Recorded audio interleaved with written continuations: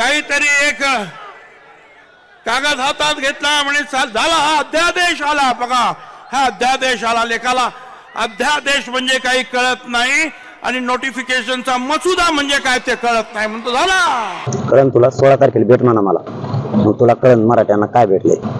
तुला अध्यादेश अधिसूचना काय असते, 2001च्या कायद्यात दुरुस्ती काय असती, त्याच्यासाठी काय करायला लागतं, विधानसभा कधी बोलावं लागती, तिन्ही कायदेमंडळाचा अध्यादेश कधी घ्यायला लागतो, राज्यपालांच्या सह्या कधी घ्यायला लागतात, राजपत्रित अधिसूचना कशासाठी काढावी लागते, कोणत्या कायद्यात दुरुस्ती करायची असल्यावर करावं लागतं ते तुम्हाला 16ला भेट. मग तुला कळण मराठ्यांनी काय केलं आणि मराठी काय जिंकून आले तर गुलाल कशासाठी उधळला तुला 16ला कळत. 4 दिवस झाले या राज्यामध्ये उन्माद सुरू आहे. डीजे वाजवला जातो रात्री 3-3, 4-4 वाजेपर्यंत. जे ओबीसीचे लोक आहेत त्यांच्या घरासमोर शिवीगाळ केली जाते. आपण जिंकलो, आम्हाला मिळाला. कोणीच देत नाही, तुला दिलं असं. ओबीसींना नाही, ओबीसी आमच्या सोबत येते, आमच्या सोबत नाचतेत, उड्या मारते, त्यांना वाटतं मराठ्यांचं कल्याण व्हावं. ओबीसीच्या नावावर तो दुकान खपू नको, तो जशी एखादी वर टेन्शन घेऊ नको, लय गप झोप. पण याने नुसतं सांगितलं का उपोषण, ताबडतोब धावपळ सुरू. आणि ते म्हणतात की आम्हाला ओबीसी मध्येच द्या. हे डोकं नाही तुला, म्हणूनच तो गोरगरीब ओबीसींचा वाटोळा करायला लागला. तुला अधिसूचना वाचता येते कधी?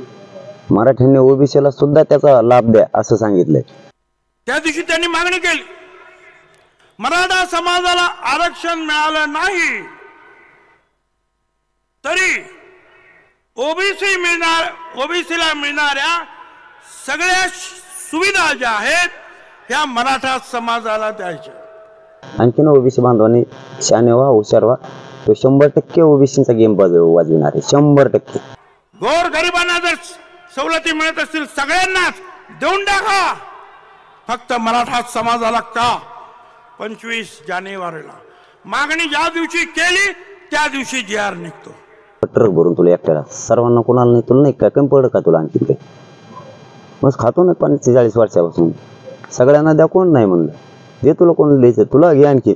तू थांब रे, आम्हाला मध्ये येऊन दे. ओबीसींनाच आम्ही धक्का तर लागूनच देत नाही, त्यांच्या आरक्षणाला तुला लोटतोच बाहेर.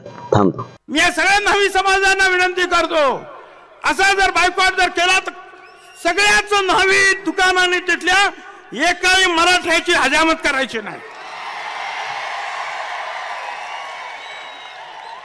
त्यांना मला भादरा आपले आपापसात त्यांचा वाटोळा करायचा गेला. आता त्यांना भाकरी अन्न पाण्याला नाही राहून द्यायचं. मराठी ते नाही गेल्यावर त्यांनी काय खायचं. म्हणजे इतक्या खालच्या विचाराचा माणूस या हे ओबीसीला कलंक. म्हणून तो असं वेळ किती लोक होते, त्याचं कारणच आहे. आम्हाला एक न्याय, त्यांच्या 3-3 वाजता जाहीर सभा, रात्री 2 वाजता जाहीर सभा. काय कारवाई केली, कुठल्या पोलिसांनी कारवाई केली. गावागावामध्ये दरी पडते आहे. आम्ही करतो, आम्ही आमच्या हक्कासाठी लढतो.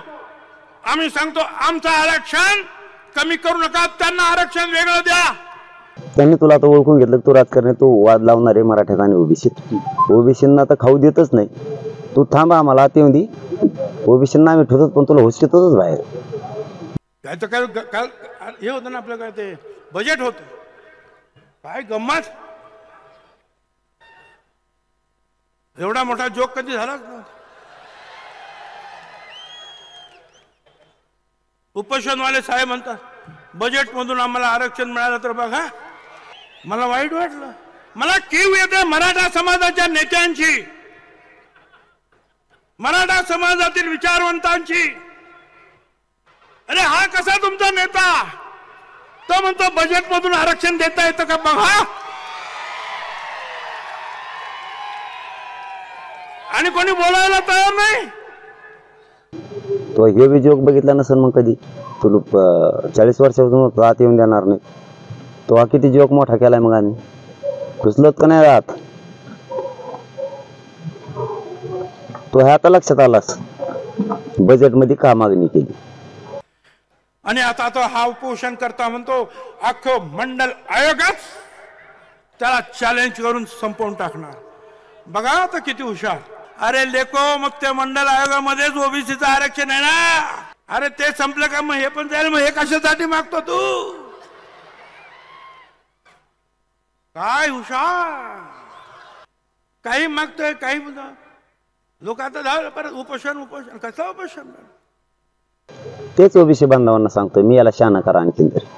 आम्हाला संपवायचं नाही ते आरक्षण, आणि त्याला माहिती आहे मंडल कमिशन संपतोय म्हणून, आरक्षण संपतोय म्हणून. त्याला समजून सांगा. आम्ही 3दा त्यांनी आतापर्यंत मराठ्यांचे वाटोळ केले. आता या आद्य देशाला पडद्याच्या पाठीमागं राहून तो चॅलेंज करायला लावणार. आता जर आद्य देशाला काय झालं तर मंडल कमिशन ओढालाच म्हणून समज, आणि तो आहे त्यामुळे ओबीसीचं वाटलं तो आहे मुळे होणार, आमच्यामुळे. आणि ऐका, 16 नोव्हेंबरला मी मंत्रिमंडळाचा राजीनामा दिला.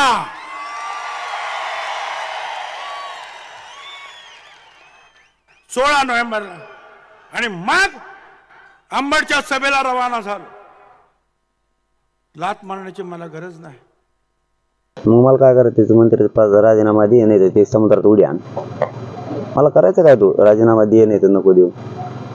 तुझ्यासारखा ओबीसींना मूर्खात काढणारा माणूस त्या पुढच्या तलावर कधीच जन्माला नसेल. म्हणून तू ओबीसींना तुला ओळखलंय, तुला साईडला केलंय सगळ्यांनी, पण तुला कळा नाही. दिलभर के लिए दिलदार है हम, दिलभर के लिए दिलदार है हम, दुश्मन के लिए तलवार है हम. त्याला एवढं बी कळत नाही का मंत्री राहिलाय, गुलाल कशाचा उधळलाय काय. तो आता माग पडद्या मागून तो चॅलेंज करायला लावलाय ना.